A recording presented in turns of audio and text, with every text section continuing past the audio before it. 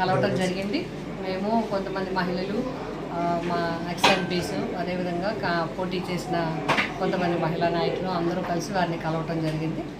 ఇటీవల జరిగిన సార్వత్రిక ఎన్నికలు వాటి ఫలితాల గురించి డిస్కస్ చేయడం జరిగింది.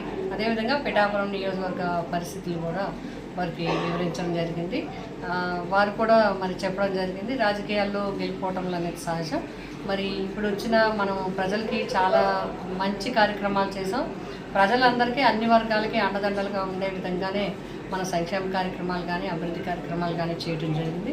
విద్య కోసం కానీ వైద్యం కోసం కానీ అదేవిధంగా గ్రామాల్లో అభివృద్ధి గురించి కానీ మంచినీటి గురించి కానీ అన్నిటికీ మనం చాలా కార్యక్రమాలు నిర్వహించడం జరిగింది. అయినప్పటికీ ఈ ఫలితాలు వచ్చాయి. దీన్ని తప్పనిసరిగా ముందు అన్ని రకాలుగా రివ్యూ చేసుకుని ఏ విధంగా వెళ్ళాలనేది మనం నిర్ణయించుకోవడం జరుగుతుంది. మీరంతా క్యాడర్కి అండదండలుగా ఉండాలి, క్యాడర్కి భరోసాని ఇస్తూ క్యాడర్తో కలుపుకుంటూ మీరు ముందుకు వెళ్ళాలని చెప్పి ఆయన మా అందరికీ కూడా సూచన చేయడం జరిగింది.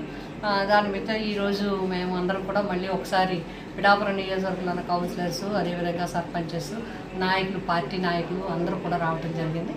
వారందరితో కూడా కలిసి డిస్కస్ చేసుకోవడం జరిగింది.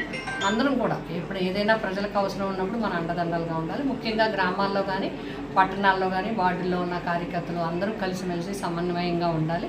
అందరూ సంయమనం పాటించాలి. మనం మరింత ముందుకు వెళ్ళడానికి, ప్రజల్లోకి వెళ్ళడానికి మనం అందరం కూడా కలిసికట్టుగా పనిచేయాల్సిన అవసరం ఉంది.